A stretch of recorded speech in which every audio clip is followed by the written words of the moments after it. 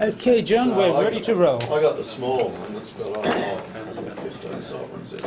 8 o'clock. Ross is telling you a good story. Ross has to finish his story. Mark Duff's, Ross always has good stories. and he took it over to Hong Kong recently. I'm expecting him to show Somebody bought it. other forms of money. I'll bring it in otherwise, you know. Called postal notes. Pardon? Does he still have it? Yeah. All right then. It's four Have we finished the shops. story? Pardon? Yeah, we finished the Yeah, story? oh, sorry. Oh, sorry. Don't be sorry, I Yeah, well, he got me interested. carried away. He stirred me up about All right gold. then, well, let's get this meeting over and done with so that we can listen to more stories. Okay, thank you all for coming to the Australian Numismatic Society's meeting, Monday the 10th of September. It's our meeting number 1192, so we're sort of moving on, and welcome everybody. We have lots of apologies, and you know, if only all these people had shown up, we'd have probably 24 people at the meeting. But we have apologies from Tony You only Hall. get one biscuit each, though. Well, I canned the muffins tonight. Carol was going to make muffins. I said, nobody will be there. It's an AGM. An AGM, yeah. So, congratulations. Okay, we got apologies from Tony Hall, Les Carlisle, Lindy Hall, Maurice Lyons, which is quite unusual because Maurice was always here. Damien Greenwood, Joe Detling, David Southgate, Robert Tonner, Bruce Short, Barry Towers, Jim Noble, Colin Pitchfork and Bob Clemson. Is there any other members that we know that would like to have been here and couldn't make it? No other apologies? I haven't heard from George Pulowski or Grant or Okay. Chauvier or Frank Chauvier. No worries.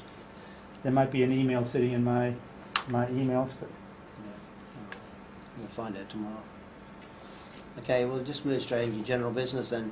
The next meeting is at Phyllis House on Monday the 8th of October, so it's 4 weeks away. Our theme for the night is going to be military related, remembering World War One. I think that's because you know, in the following month we're going to have lots of remembrance. and we're going to be at Noble, so we can't do it then. We're at Nobles. Yeah, in November we're always at Yeah, Jim's. Okay. Okay, so members to bring items to show and tell, you know, which is basically World War One related memorabilia. So if we can do that, that'd be great. So the other bit of general business is that I've got a presentation to make. A few years ago, the committee commenced a presentation for services to the society. It was basically in memory of Joyce Handley, mainly because Joyce always provided the service of teas and coffees at the end of the night, and that was her little prize that she used to always sort of stick by. So one of the members suggested that we have a presentation every year remembering Joyce Handley by presenting a service medal to a member that has been somewhat outstanding in the past 12 months to provide services, even though didn't really have to. Yeah, but he came forward and he said, yeah, I can do that. And so, you know, he's done a very good job. You know, especially I've seen the results, and I'm sure that everybody else has seen the results of his handiwork. So I'd like to present this services medal. This year it's going to Peter Atherton, because he's the one that took on the job of photographer, and he's done quite a good job over the past 12 months.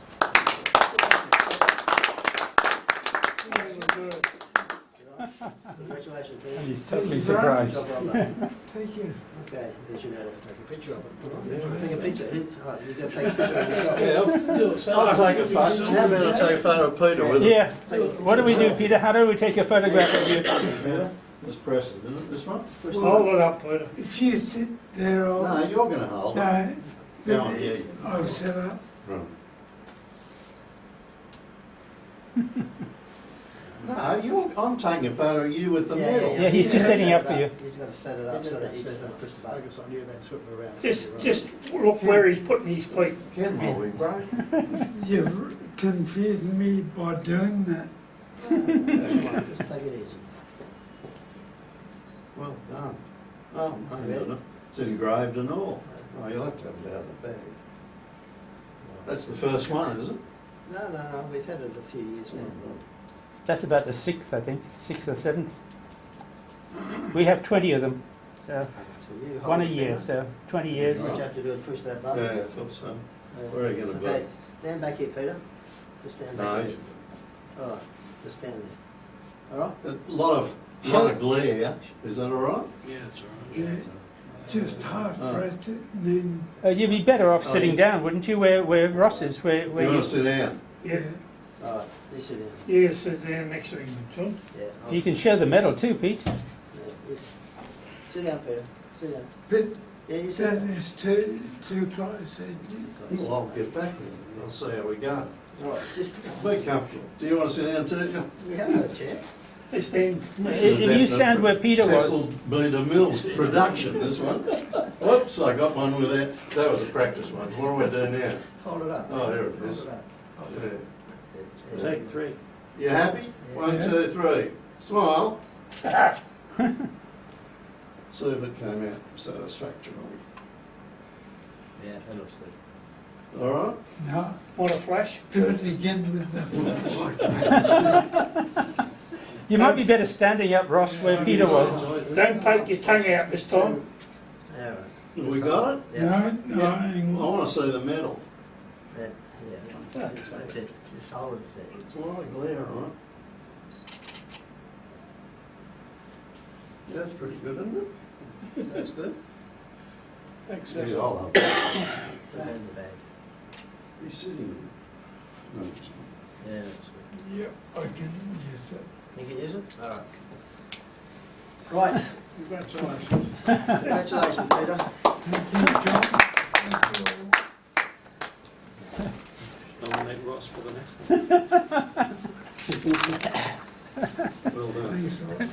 There's All right, always a drama.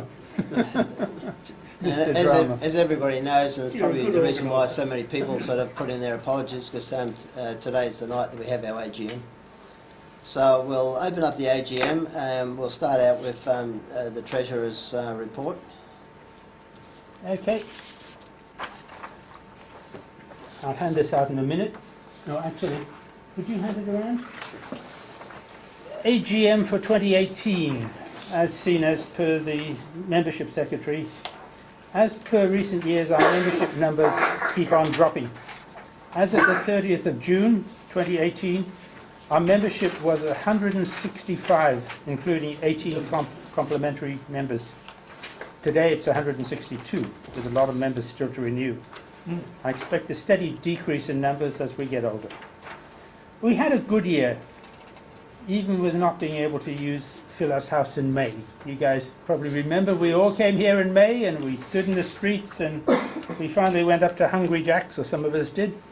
Some went away. Anyway, the year was featured this way. In July, the topic was agriculture. Les Carlisle gave the display talk with medals held by some early families, including the MacArthurs. So he showed us medals that he'd managed to take photographs of and what next. So didn't have the medals, but he had the photos, which were pretty good. And in July last year, the first of the proclamation medals was given to members, the Cartwheel Penny. August, the meeting was on the topic was Germany. And we had a visitor from the IBNS, Mr. Karl Mathers, who showed us a lot of German knotgeld, including some that were made from soot and that sort of things. I was thinking the guy might have joined afterwards, but he didn't. So still not an ANS member. September was our AGM, and we got Damien Greenwood and Grant Chauvier to join the council. Unfortunately, the idea was we have younger blood coming in. But shortly after Damien joined the council, he moved to Canberra. So So I had an email from him saying he's happy to stay on council and do whatever he can, but you know, I don't know if it's much use having a council member in Canberra. I mean, I guess he can give his opinions. Also, in that September meeting, we had a visitor from the ANA, Richard Josephiak, and Richard came to the meeting and he told us about the ANA and the numismatic scene in the USA, and gave out a whole bunch of goodies and what next, and he put stuff in the auction we had, and all in all it was a pretty good night. That was September. October, we welcomed our US member Paul Holland and his wife Cindy, and Paul gave us a very interesting talk on the dies from the pre-decimal bronze dies from the Perth Mint, and he gave us a lot of stories and showed us lots of images there, so that was good. November's meeting was at Noble Numismatics, and because Jim had all the German spiked helmets and what next in the foyer, and he was worried that one of our members would accidentally walk backwards into it and knock the whole bloody lot down, we had the meeting in the back room. Wasn't very successful, I guess, but the result of that was some members who didn't have the foresight to ring the bell on the front door went home. They missed out altogether. So, But they got a nice walk. yeah, they came all the way in and went all the way home. So that was good. December was at Phil's house with our usual display competition, which was won by Morris Lyons. He showed us the come on spinner things for Anzac. That was his display, was quite interesting. In January, the second of the proclamation medals was offered to members to buy, because the July one is given, the January one is purchased. And the second one was the Mexico 2 reals of Charles III. The topic was methods of collecting, and auction 35 closed on that night. February was held at Phil's house because Colin Pitchfork was still overseas, and so we switched venue to here, and the topic was national landmarks. March is usually the month that Jim Noble gives a talk on the auction, but because the Noble auction was now in April because Easter was late in March, we had Colin's talk. He gave his talk of being held up with the other drug addicts in Los Angeles airport and all the other stories that can only happen to Colin. But it was interesting. And as a result of Jim not giving the talk in March, we had our April meeting at Noble Numismatic, and Jim showed us the highlights of the auction there. May was to be held here, and because of the power failure and the fact that it was pitch black and we couldn't even get in, after standing outside waiting for everyone to come, half the members went home and the other half found the Hungry Jacks at the back, and we had a coffee and viewed some of the coins of France and French colonies. It was quite a nice night. There was no meeting in June. There are no meetings in June, but there was a conference at Coffs Harbour which was well attended by members of both Sydney and Brisbane. Now we go on to finances. I think everyone should have got a... John needs one? Okay. Did everyone get a copy of the finances? Mm-hmm. Yeah. Okay, so I made 14. I was optimistic that we might get a few people here. So our finances are still very strong. At the 30th of June 2018, we had total funds of $48,660.72, with $45,500 of that money in term deposits. Unfortunately, the interest rate from term deposits is not that wonderful, but luckily we've been putting them in for 5 years, so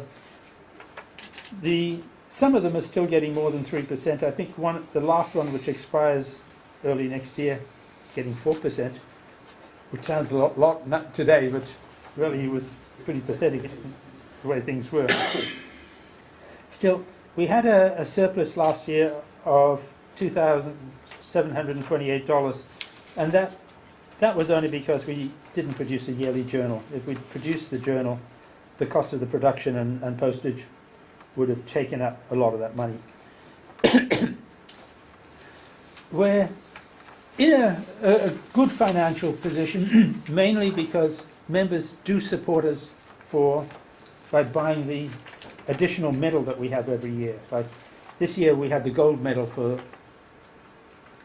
the Dutch Gilden, and I think I've sold 35 of those medals, $10 each, so that's extra $350 that comes in, which more or less covers the costs of our medal production. So, we come out pretty neutral in the costs. So that's good. Also, I'm selling a few of them to non-ANS members, but still $10. Anybody who wants to part with $10 can buy our medals as long as we have them. Anyway, as you can see from this, the surplus this year was $2,728, which is quite good. If you turn over the page to the second page, because that's another one, that's where we stand today. So we're into the first 3 months of the following year. We currently have a profit of $1,452. We have $4,600 in the check account, but I have to order some more medals. So another 3 medals will be ordered. So that's a good $1,200 of that's gone. And George Snellgrove in Brisbane is doing a production on a journal on the conference, and we will be paying for that and for most of the postage. I'll try and see if I can get Queensland to pay some of the postage, but we'll see. So that'll eat into that $4,600 that we have in the bank. But all in all, I think we're doing quite well. Any questions on the finances? I'd be happy to try and lie to you on the answers. Do creative accounting. Our position actually is a lot better than what that says, because I've got the next 10 medals already made. So, we're going to be giving them and selling them to the members. But we've already produced them. But they've been written off. We paid for them, and even though we sell some of them, I anticipate that we'll get $300 for each of those medals, and there's 10, so there's $3,000 worth of medals that we have. But I haven't bothered to accrue it. As far as we're concerned, we paid for them. It's just in stock, and the stock isn't included in the total. So we don't have to worry about trying to capitalize on that. Right, that's my bit done. Thanks, Rod. Sorry, what's the 1.5 share of the PO box? What's in that second page? A half share. It's a half share. Who with? Me. It's my PO box. That's, Well, That's all it's right. my son-in-law's PO box actually, and I said I want to use it for the ANS. Convenience. So yeah, Well, it saves. it's actually an saves ANS 60 PO box because we get 10 times more mail than he does. So, yeah. Okay, and then when it says auction in income, auction sales and postage, we're not making money on the postage, are we? Are we making money on the postage? No, it's just covering postage. So Oh, when so that, when the income is the auction sales and Postage. postage, yeah. When it's under income, but I've set it together because whenever we have to send something, say to Judy Blackman in Canada, I charge her for the lot she's won and for the postage. So she sends the money. So one. anybody who buys stuff here, they just pay for the auction stuff. But anybody who gets it mailed to, they pay for auction Okay. plus padded bag plus postage. Yeah. So Okay. that's the income, including the postage. I haven't tried to to say, no, this is income, this is postage. It's too much hassle. Yeah, all right. All right. We have to move this in a second. Thank you. Well, you give yours, and Oh, if you have one, yes. give a little talk. Yes, And we can move the two together. Okay, I quickly put together a President's Report of the Australian Numismatic Society for 2017-2018. Another year has gone by so quickly. Just when you think things are progressing smoothly, turmoil strikes. So, with all the dramas that we're going through at the moment, it sort of creates a big problem with doing the job properly, I suppose, but we battle on and we manage to do it. I'm sorry to say that this report will be brief but to the point. The monthly meetings have been well attended.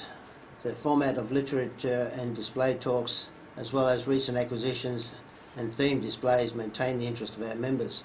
Well, I've always been interested in that because I find that it shows everybody items that you wouldn't normally see.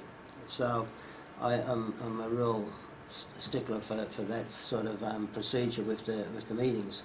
I find that it's good, it's informative, so I plan on keeping it going that way. All we have to do is find people who are prepared to give that Yeah. display. Well, yeah, when things settle down, I'm sure that I'll be back into that situation. Okay, theme displays, but we need more variety.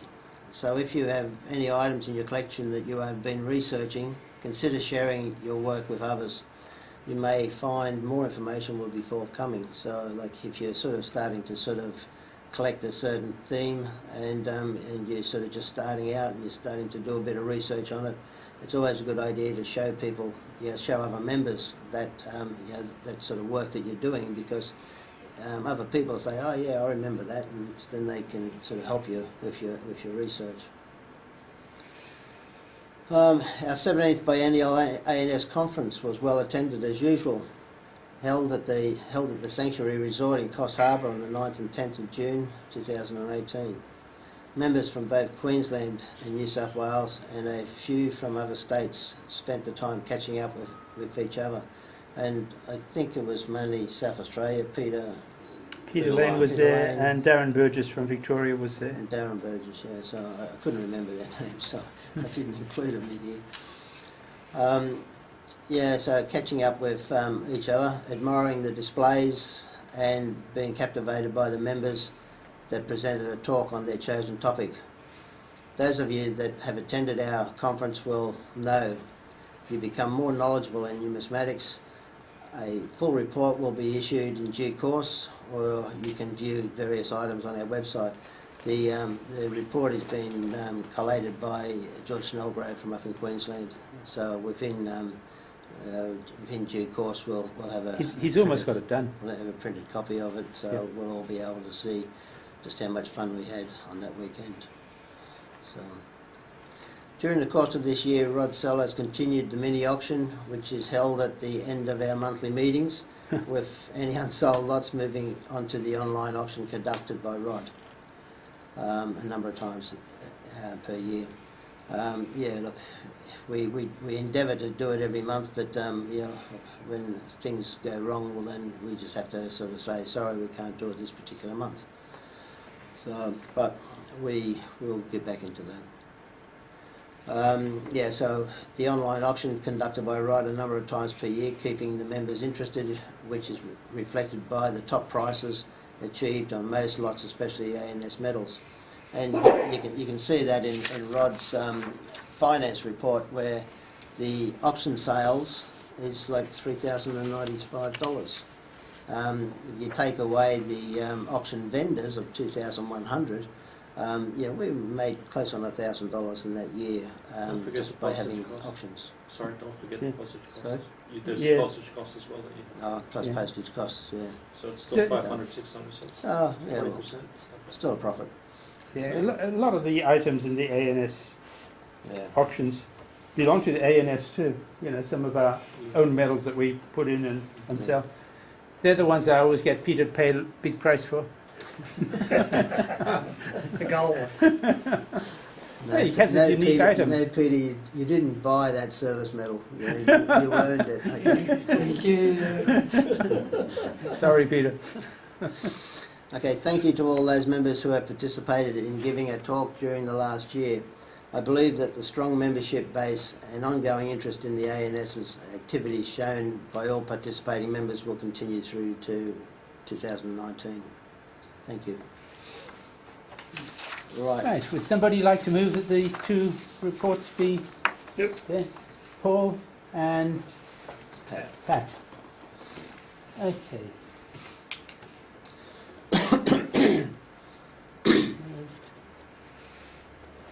And Pat. Everyone in favour? All right. Anyone against? Okay. We're lucky, John, they approved. Yeah. All right, the next thing in our AGM would be nominations for positions on the council.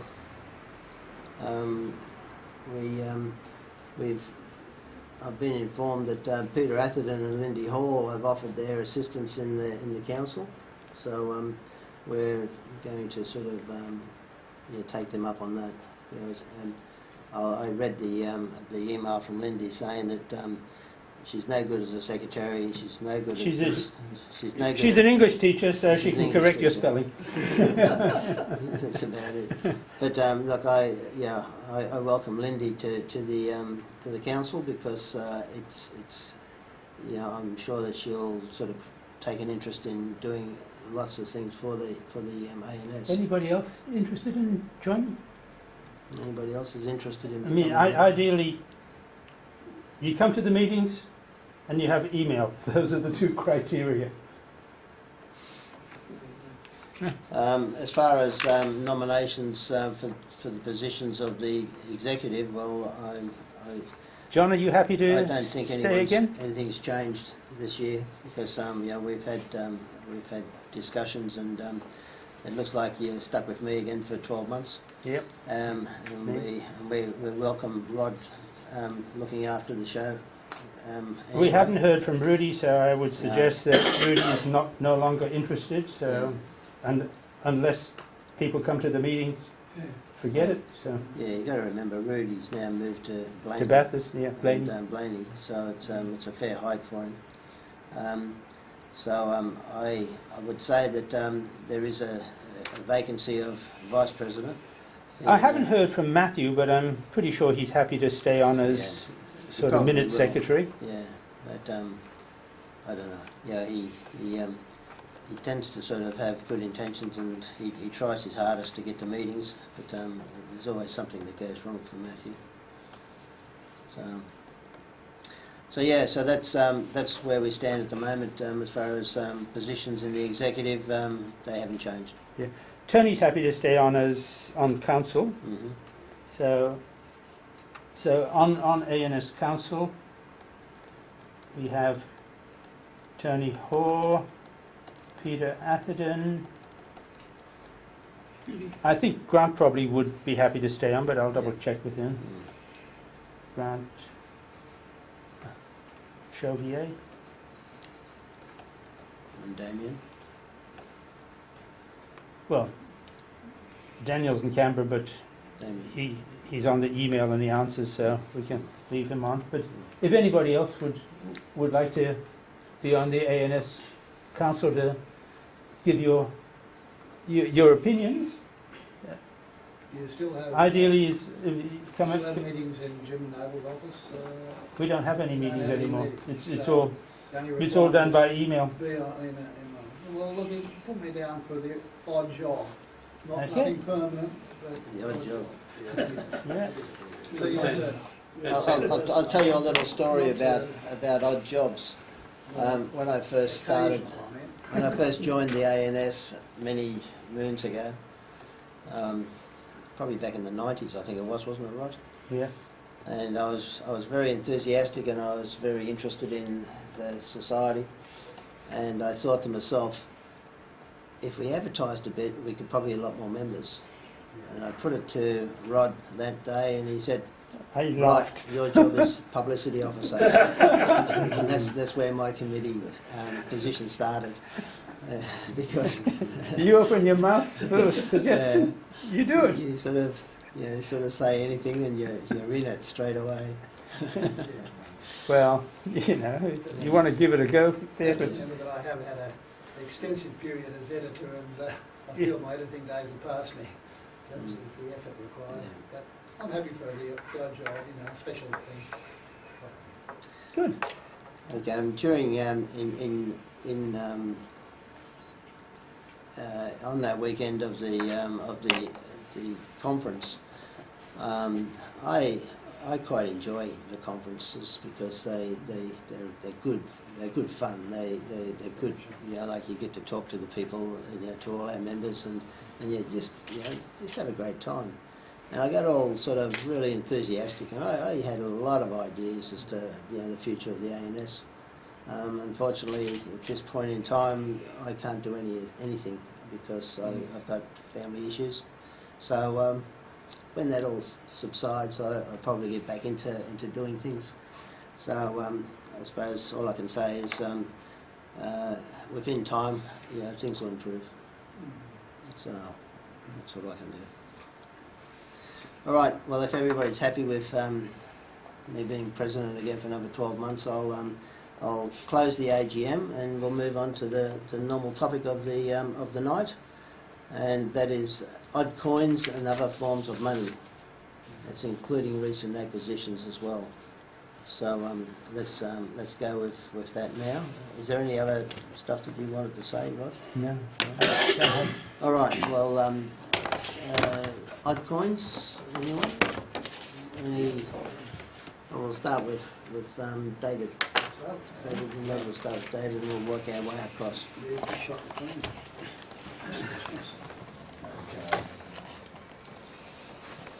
can't remember, just before I even start on what I was going to say, I can't remember what it was when the topic came up here about gold specimens. Do you remember that?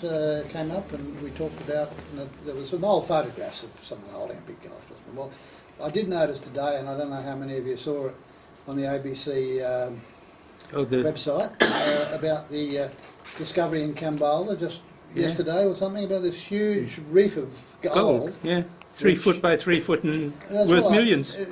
I understand it's a nickel mining area, so it must have been a bit of surprise to them. But anyway, you see the photograph of the general manager and the 2 geologists and a couple of miners holding sort of big, not nuggets. These are crystallised, you know, great geological specimens, so rare. The guy said, these are so good, we're going to take them to America and auction them, and hope to get more than the gold value. In fact, they will definitely get more. I mentioned this at the time, that a good mineral specimen of gold is worth more than the gold itself. So, and some of them apparently contain like kilos of gold each. So you can imagine. And why wouldn't they auction in Australia? Let me tell you, it's all about the GST. Okay, they don't have GST in America, and there's no GST applied and taken to America. But here, if they had sold them, they would have to add GST, and we'd be stuck with it. So I'm not a great fan of GST, to tell you the truth, especially because, and I don't know how many people realise this, if you go to the Perth Mint and buy 0.99 gold, that is as a piece of gold for its gold value only, no GST applies. But if you buy a coin, which is a collectible, 10% GST on top, I'm afraid, so it really distorts the market terribly. And anyway, just thought you'd like to know that. Now, as for odd-shaped coins and so on, I bring to you the bane of numismatics as far as shapes are concerned. Anybody heard of skyfake coins? Yeah. Yeah. These are the ones that don't fit in 2x2s, don't fit in trays. A real pain in the arse if you've got a little tray and you've got one in that sticks because it sticks up past the level, all those sort of things. They were popular really starting with the Byzantine Emperor and about the Empire about the 11th century. And they're dished, and Colin knows all about how the heck they're made, but there's multiple dies which have to sort of come together to make them, and usually because they've got one surface which is convex, that's difficult to strike well, and gets wear, and the other surface inside the dish, usually very nice because it doesn't get any wear at all. But then you've got this edge sticking up, and not all the flans are nice and circular. They can be all odd shapes. So.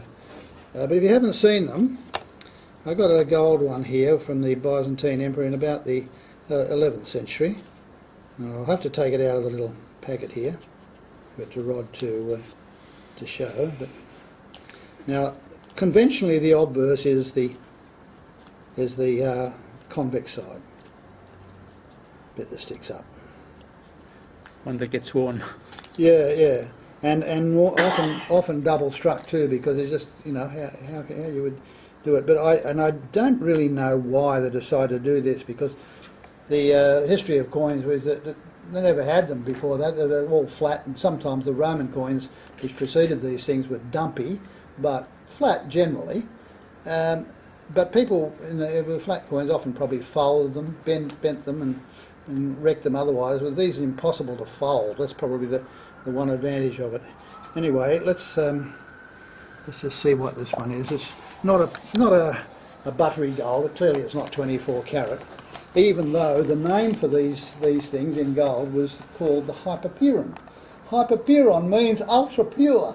It should theoretically be 24%, 24 carat gold, but no, more like if you're. It's not bad for a convex side. Hmm?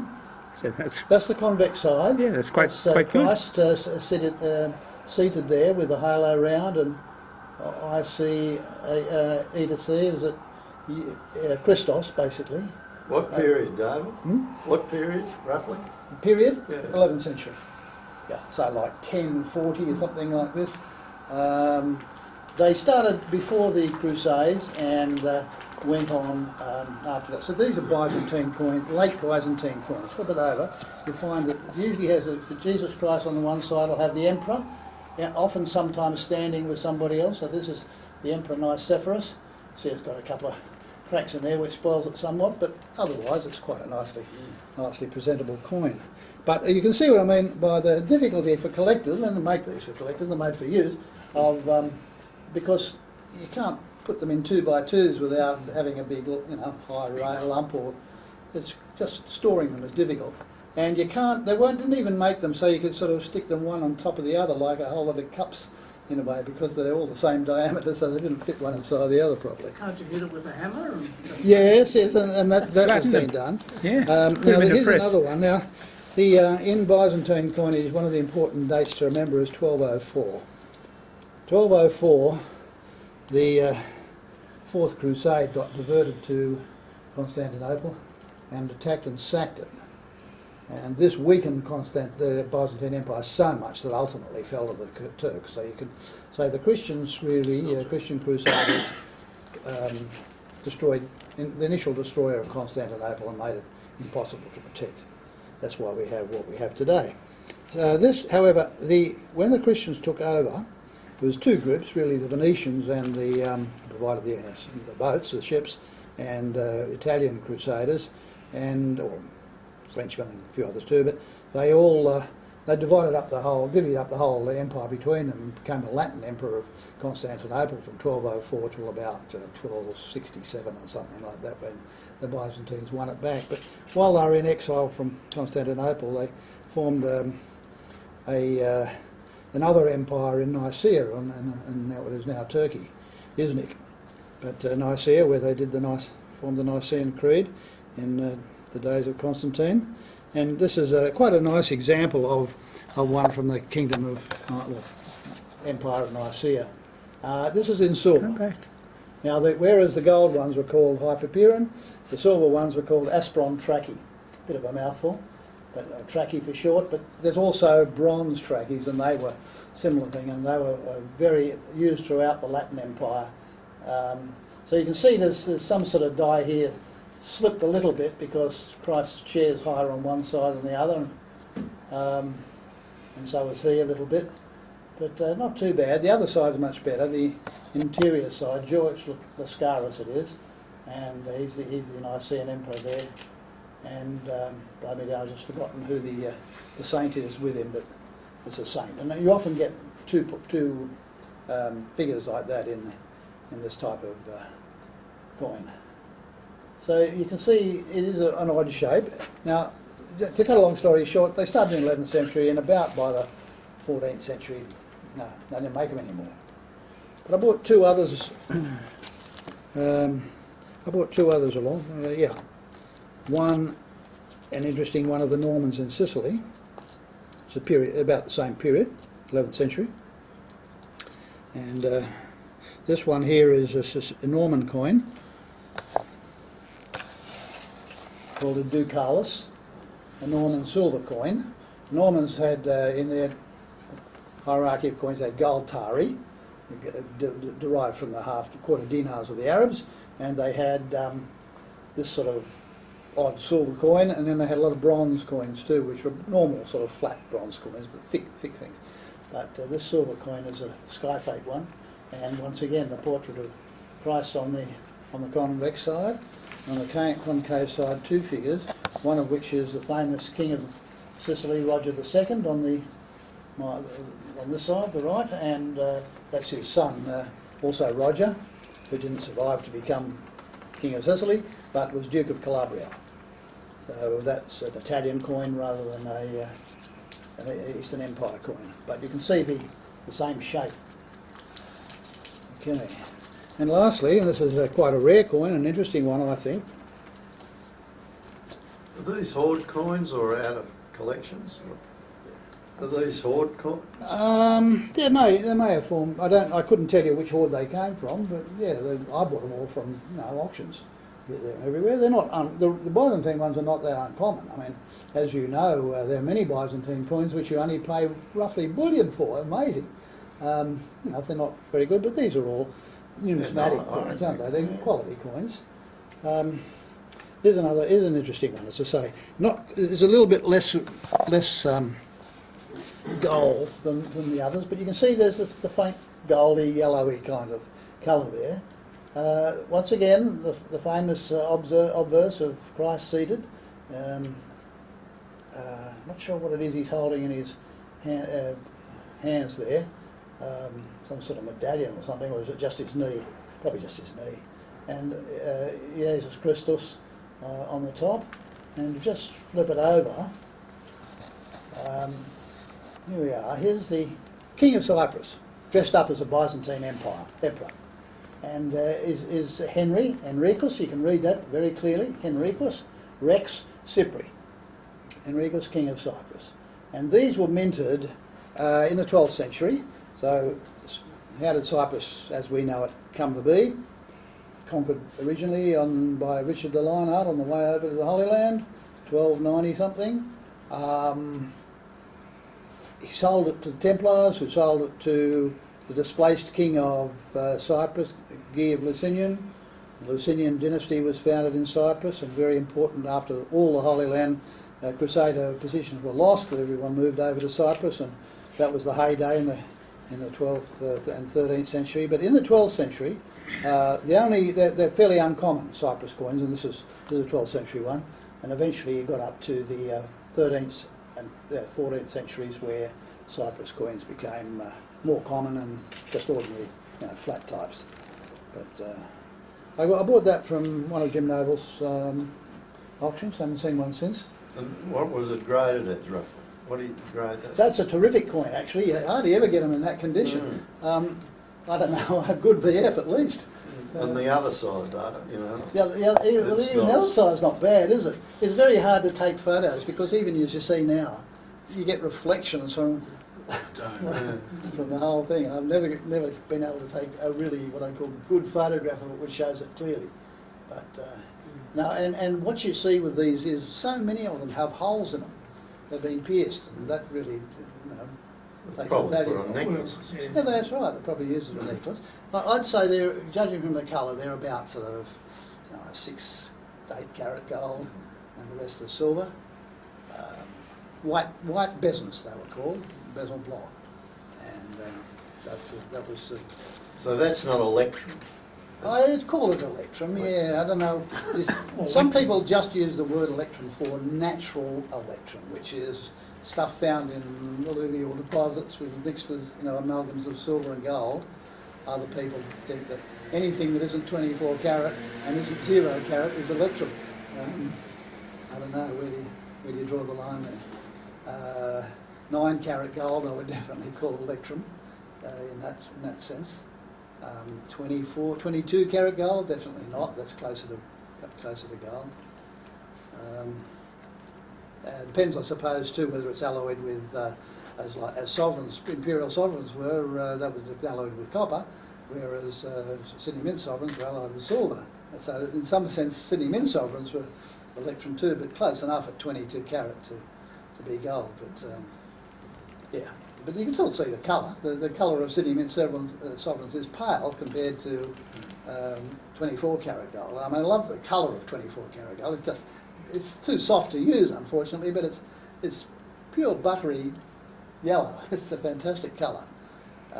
Anyway, but these circulated all in the. Notice they're all from the Eastern Mediterranean. This never caught on in the West. No French coins or English coins or anything like that. And it died out after about 300 years. And did you say that 1204 year? What 1204 was the importance of that? It's the Fourth Crusade, which was launched originally. There's a big story about how they got there, but it was launched originally by the Crusaders who wanted to just go straight to the Holy Land and follow up, recover some lost stuff, and they needed ships to get there, so they contracted with the Venetians based on their assumptions of how many people and how many ships they would need, and then arrived at Venice, and only about half the people they expected turned up to the crusade. Whoops, what do we do here? And the Venetians, of course, had already built the bloody ships. They said, well, you owe us big time, and what we'd like you to do before we go to the crusade is help us recapture this city that we've just rebelled against us in Croatia. And by the time they'd done that, they thought, all right, well, while we're here, we might as well go and conquer Constantinople. That was about it. Much to the annoyance of the Pope and everybody else. They thought, Christians attacking Christians, however heretical they might be.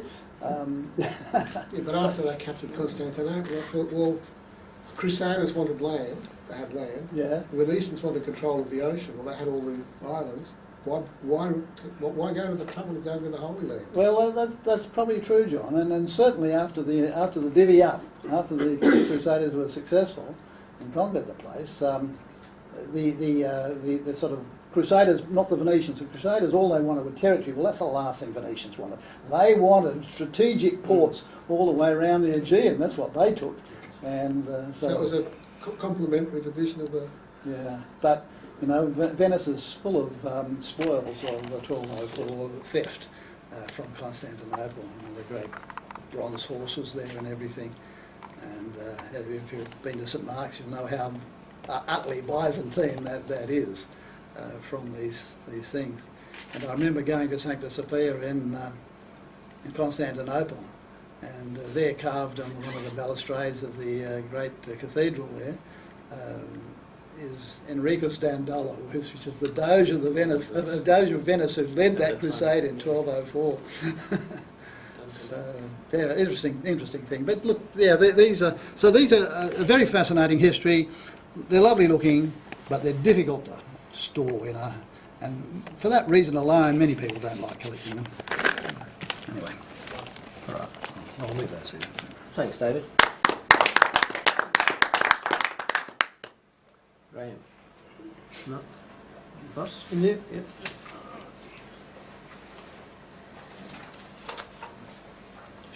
Now, back in the 1980s and 90s, when my wife Carol was in the business with us, she decided to collect Siamese gambling tokens.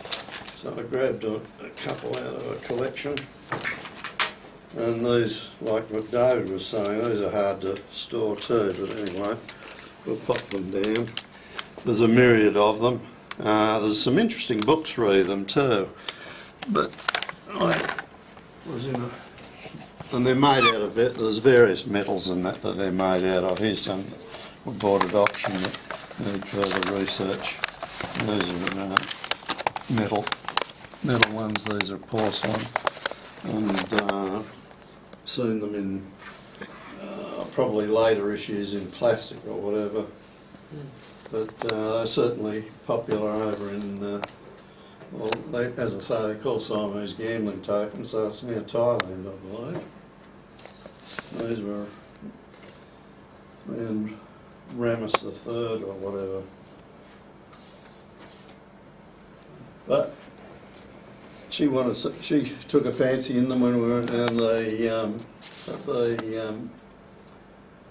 coin fairs and came across them and took an interest in them and started piecing the collection together. They go on for hundreds, there's hundreds of them type of thing. But, and definitely become quite interesting.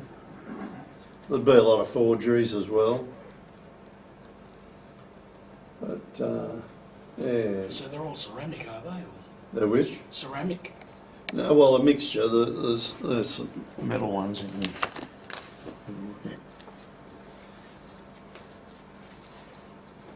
Then in later times,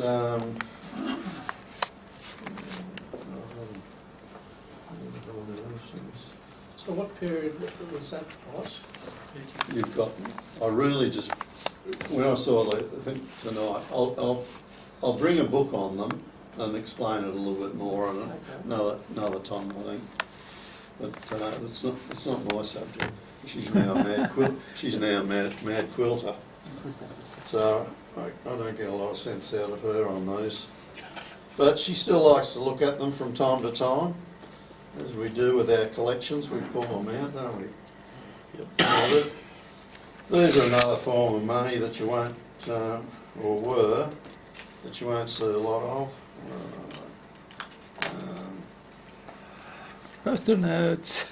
Australia Post Travellers Money Orders. So I'll put the article I wrote on those, and these are exceedingly rare.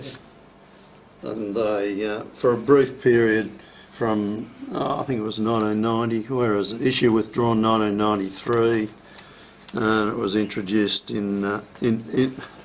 first issued Wednesday 27th of January 1993, and issue withdrawn 31st of July 1995. So they didn't last for long. It was Australia Post's attempt to rank with the banks with their travellers' checks. And as I say, you're just extremely rare. And yet in one of those things in recent times. And then we'll go to my love of the postal notes, which I'm declaring are our first fractional currency from 1880. The Queensland ones in 4 denominations. The reason being is there's no validity. So they circulated for a number of years as currency in outback parts of Queensland, even though they weren't intended as such. That's what in fact happened to them. And Westerners, these were from 1880 to about 1890, and then these ones were Western Australia followed suit in 1887, and these went right up to Federation in 1901. And Would that have been because of scarcity of money at that time? yeah, definitely. Yeah. And the expense of sending, as I say, we're talking about small fractional amounts, 1 shilling, 2 and 6, 5 shillings and 10 bob. Back in 1880, you know, who could afford pounds and £5 notes that the private banks issued? And then, of course, in 1893, with the problems with the private banks, all this type of thing, people had more faith in it. It was definitely government issues. This one's got this watermark of what did I say? Western Australia postal note with a swan in the middle. Now, when they started these off in 1887, the Postmaster General wasn't really keen on having them at all, but he got talked into it because these have been introduced in 1880. Victoria started in 1885, but they had a term of validity. These ones are a straight copy of the Queensland ones, but Queensland had a counterfoil on them, a record for the person who purchased them, whereas Western Australia didn't. This one means a lot to me because it took me years to get to know Ray Jewell. You'd go down when he was working at Max Stearns, and we talk of him just like with Tom Hanley was to New South Wales, Ray Jewell was to Victoria, like a bit of a godfatherly figure, or somebody we certainly looked up to. But of course, when he worked at Max Stearns ensured he only had minutes with you. So you'd make your trip. We went regularly down to Melbourne. We'd go down. We had this fascination in buying Australian decimal proof sets, and Downies would load us up with them at each auction. So we'd fly down there each month and we'd buy all the decimal proof sets and put them in our suitcases and bring them home. But we did have time to follow our own interests, and we'd go to try and see Max Stern, try and see Ray Jewell at Max Stern. But of course, Ray Jewell later then joined up with Jim Noble and ran the Melbourne office of Spink and then Noble Numismatics. But as I got to know Ray more and more, he ended up parting with a few items that he knew I had a deep interest in out of his collection, and he just happened to have some super important ones. And I probably whinged and whined at the time at paying a couple of $100 for this. But one of these went for, in 2010, went for about $10,000. But this is the only, there's only about 3 of them known as an issued one. So they're rather exciting pieces. And then I don't know whether did I show you this last time I came along, but that's our last one, our latest one. So I'll pop that in there for you. Any questions? With those travellers' checks that the post office tried to go, how did they work? Were they able to take them overseas? No, all within Australia, Within all the Australia. territories. And there's a wallet that they fitted in. So, but for somebody's souvenir, well, I suppose we'll all do it as banknote collectors. You souvenir your $100 notes or $50 notes occasionally. As far as getting new ones from the Reserve Bank, and you pop them away. But how more people didn't pop these away? And I knew nothing of them, and it was they turned up in an auction, and I just happened to notice them then. It was quite interesting. Yes, when they were used, wouldn't the postmaster generally destroy them? Oh yes, when they go back through the system. It was badly advertised by, they produced by Leif Martin, that produced the stamps for Australia Post over a period. But all on security paper and that neat watermark in them.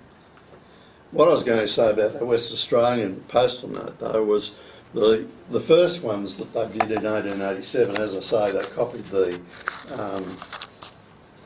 Queensland ones, had a couple of extra denominations, and there's some great stories you uncover when you start researching things. You know, I'm sure David's got a buzz out of researching some of these earlier coins, but some of these things, you know, you start reading about them, how the Postmaster General really didn't want them.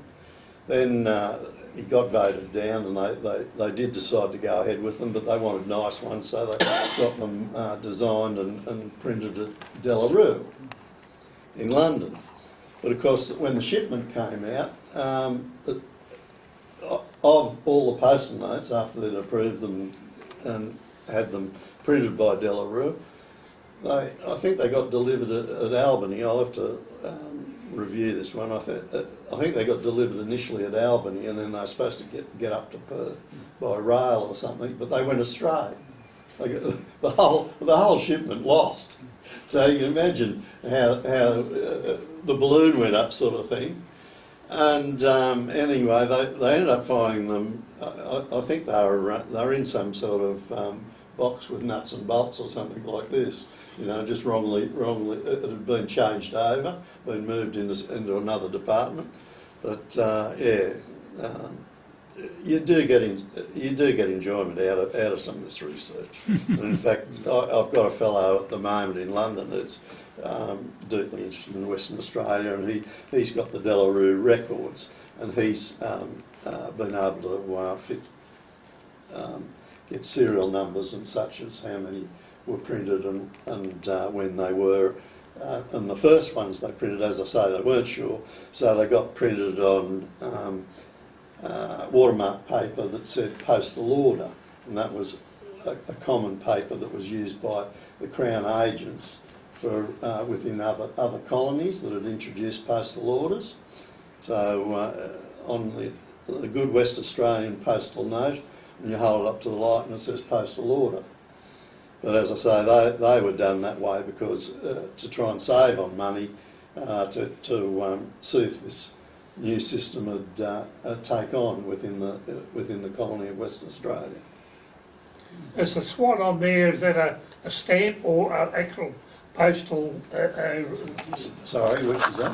The swan on. Oh, the swan. It's a stamp.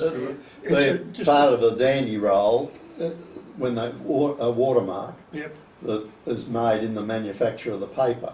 Right. So it's quite. Okay. It becomes quite expensive if you're producing small numbers. And they didn't. But if you're producing large numbers, it amortises. Yeah, I've seen some of the ones where when they go back, they've written on as far as like they've been used and returned, and not on postal notes. So. There you go. Well, you mentioned things about a postal note compared to a postal order. Is there a difference between those? Well, that's what Jim Noble's asked, and so I'm going to pop that as a question in my next Q&A, is if we've got some legal eagles to define the difference in legal terms. What's the difference between a postal note and a postal order? What Jim's sort of alluding to is banknotes, postal notes. You know, that's what he's inclined to be leaning towards, and that's to be completely different legal terms to a postal order. But how postal notes became in Australia purely was that this politician come Postmaster General of Queensland, Charles Hardy Buzzacott, when he was over in England in about 1879, he referred to a committee that had been organised to go over the problems they had with the money order system, which was losing lots of money, was in a negative each year. So they'd come up with a system that they'd nominated to be postal notes in this committee's report at that stage, and then he came back to Australia and started formulating his own procedure. Right. There you go. Thanks, Ross. Pat, you want your little Oh, but 5 seconds of glory? I've only just bought something recently.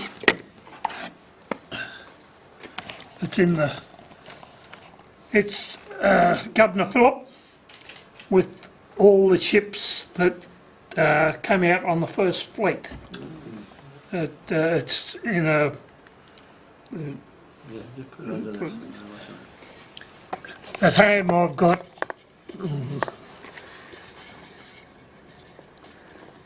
At home I've got the first fleet, what's the name, like that picture in regard to who was on the first fleet and what ships all the names of the people on the 11 different ships that came out and what was on the ships and everything like that.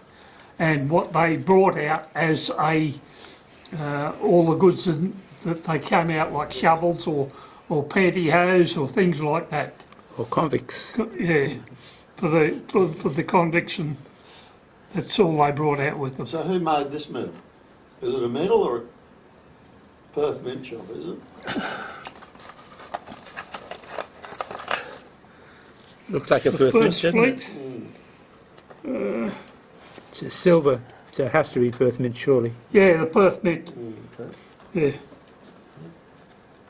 Yeah, it's a little It's a medal and not a coin, is it? 707, pardon? It's a medal, not a coin, is it? It's a medal. Yeah, it's only a medal. Oh, Does they- it, like, it looks like a bit of a jigsaw puzzle. Can Yeah, you it's- take it and move the pieces around? I haven't, it's pressed into the top there. Cover, yeah. I think you should be able to do that, but Why? Yes. yeah, Why bother? yeah. Oh, yeah. And is it right that you bought the latest gold coin that was minted at the Perth Mint? 1 kilo, the kilo of gold. No, No? no, Oh, right, okay. no, I'm not that.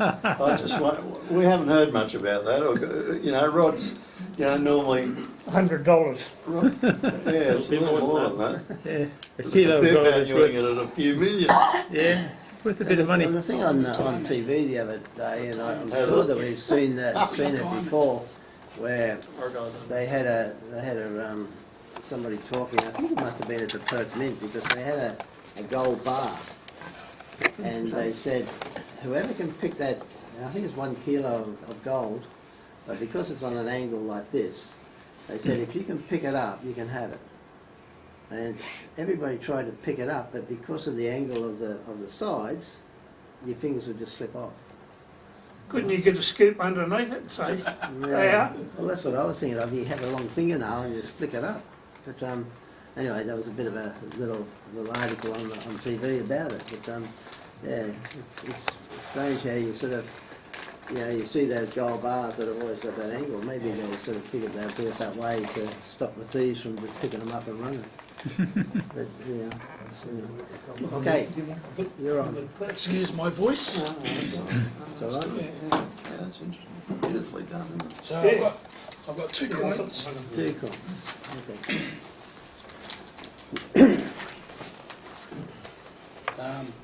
I did have a whole spiel to go on, but I can't talk, so. The coins I've got are a base metal with something in it. So I've got 2. This Sounds one is, bimetallic almost, isn't it? Welcome to the world of bimetallics. well, it's a bit different. This is a Liberia 2005. It's gold proof, $25, but it's got a piece of coal in it. That little black dot. It's the HMS Titanic. Excuse me, which obviously was being a steamship, carried coal.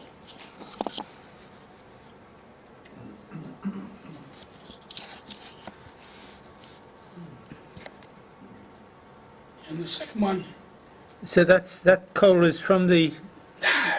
No, it's just a gimmick. this is just a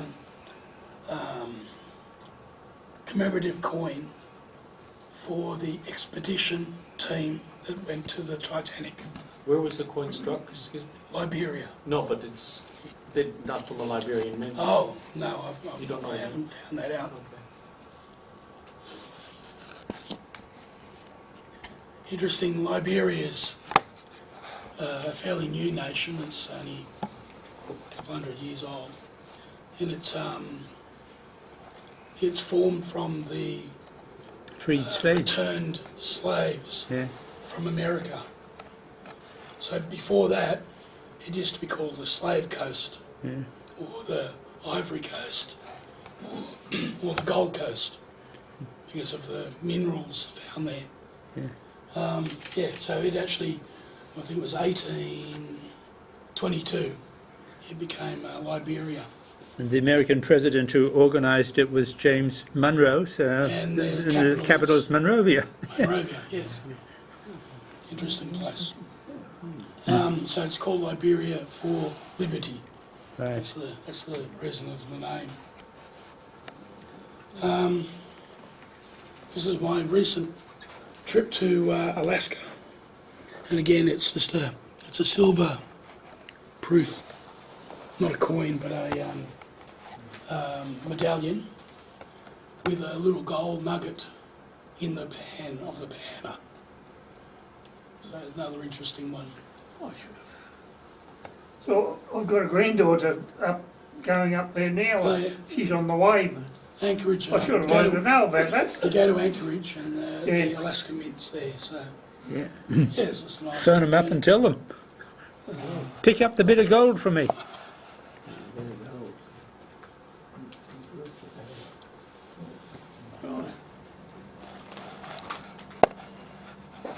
They claim to fame is the biggest mosquitoes in the world or something, isn't it? There weren't any there when I was What there. is Alaska? Yeah, in the summer season. So you only just got back from there? Okay. That's why I got a sore throat on the plane. In the plane? Okay. Yeah. Well, thanks for that. Nothing for you, John? Peter? Well, I didn't bring anything, but I figured, well, seeing that there isn't, everybody brought their odd-shaped coins, I thought, I've got an odd-shaped coin. I carry it everywhere, and it was a coin, now it's a souvenir. So my fabled elongated coins. So that's an odd-shaped coin. I actually did bring this for you. Yep. Oh, did you? Oh, thank you. Yeah, so that's That's in collection. that's an elongated coin. Oh, there you go. So, They're all elongated, As aren't everybody Over knows, there. as everybody knows, the famous elongated coins that I carry around with me everywhere. That's from the Opera House, and strangely enough, the Opera House sort of wasn't fitting if I wanted to sell it at the Opera House. So who knocked those out? Hmm? Who made those ones? I did. What metal? It's almost sky fade, isn't it? Sort of semi-sky fade. Yeah, but I Curved. I carry it everywhere just as a memento and It's your lucky charm, is it? my lucky charm. You have to start minting some more for us. Yeah. I have got another one that I found. It's a bit of a roadkill, but I sort of figure that that it's my lucky charm as well. A roadkill. Yeah. I found it on the road. I think it's a medal from St Christopher or something. Ah. But I carry that around everywhere too, I usually put them in my purse and spend them. just on the off chance that it might be something. How would you Oh, break Looks a up? bit like your wife's tokens, doesn't it? Yeah, yeah. Finally, I got an email from Renix today. Just for anybody interested, they're due to put out their 29th edition of the Australian Coin and Banknote Values at the end of this year. I think it's going to come out about December. Which is a little bit interesting because they've got a list of all the different Renix books that they've produced over the past many years, or probably since 1964. So that's a bit of, if anyone's interested, 64. that book will be available at the end of this year. Dion Skinner's first catalogue. Yeah, it was, like the only other book that people use, and I use as well, is the McDonald's book, but who knows when McDonald's going to put his next book out. I keep asking, and I never get an answer. So, but anyway, that's going to be available at the end of this year. All right. Well, if there's nobody else that's going to show anything, I'll close the meeting and thank you all for coming. We're going to have refreshments, and we can have a bit of a chat because it's only 9:15. But don't forget, next month we are at Phyllis House here, and the theme, Remembering World War I. So we can bring something on. Thank you. No, yeah. Thanks, John. Is there a medal in there? Yeah, the medal's here. Yeah, I just need to...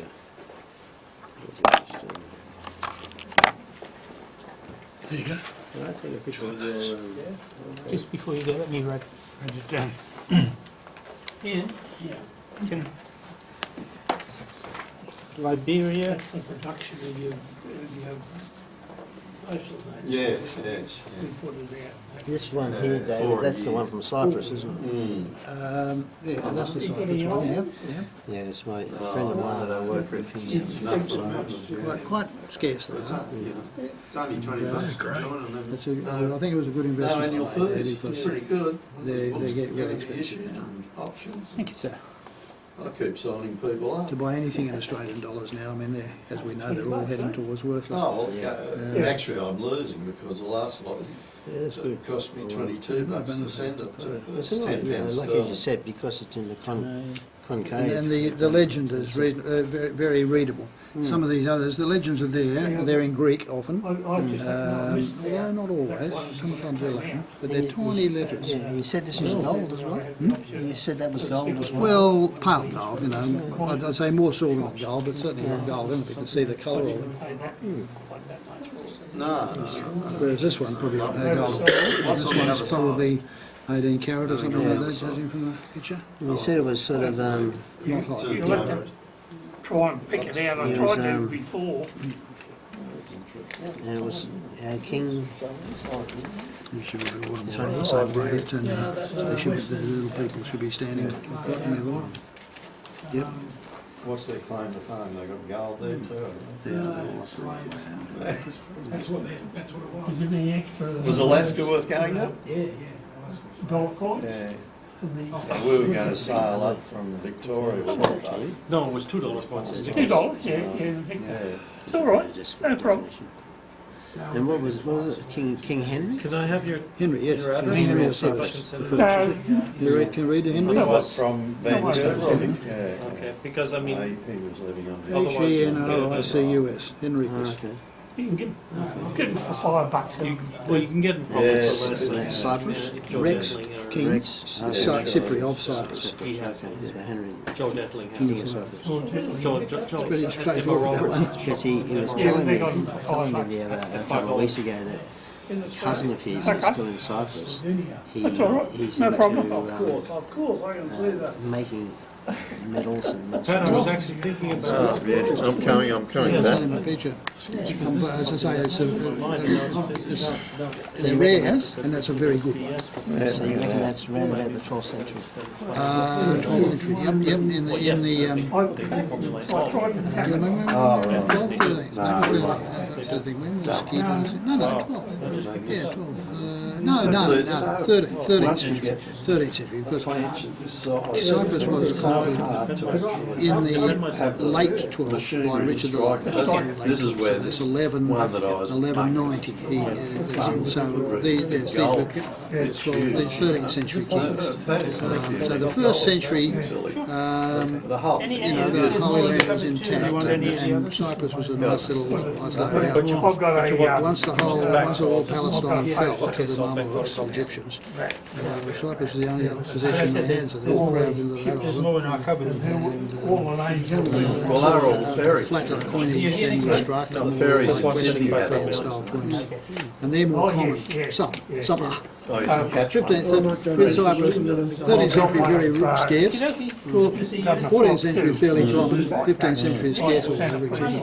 And after Just fascinating the story of him as well. the 15th century the Venetians took Yes. over. So if you know your Shakespeare and Othello and all of that, that was the period of Venice. But it wasn't, they only held it for about 80 years and then the Turks conquered it. With their usual cruelty and John stamps them out. ruthlessness. And then the Turks held on to Cyprus for right up till the Yeah. But yeah, with the pay, I thought this was not my What's he idea. done to you there? so. But it's getting And now, Taking you an idea? in my trip to Spain, I saw lots of little elongation machines. I think 5 euro cents was the standard sacrificial coin, and bottom of the Yeah. top burn. They're everywhere in the US, those things. Space. Oh, yeah. Everywhere. Well, there's a club called the Elongated Club. Yes, well, I actually went on their website to find out where they were. Yeah. what do they use in the US? 1 cent pieces. Yeah, they were in there. But the thing is, see, It's not big enough, is it, for me? yeah, yeah. But see, like, see how these are all Really, sort they of were really. silvery? Yeah. But that, see, before 1984, they were all copper. Ah, yes. And then all their 1 cent coins after 84 were copper clad zinc. And that's why you get all this silvery stuff coming out, right? And, you know, when the die-hard collector wants some decent coins, they always try and find 384 1 cent coins. You know, because that way they get proper stretch.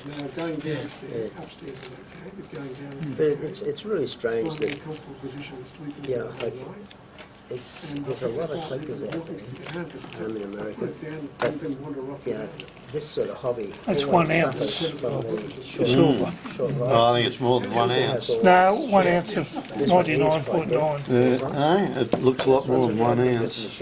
Every machine is different, yeah. Yeah, I mean, look at this one, it's really stretched out. yeah, it's the difference between the two I haven't actually read that takes the myself. length. And if you don't have them adjusted properly, I had to you know, squish you them. have these things all the If she time. goes to rehab and straighten up, then she can get chemo. Yes, It's more than 1 ounce, I'm sure. The doctor was saying, So they call it we can't give her chemo. Tokens that from different coins locations. about subjections. Probably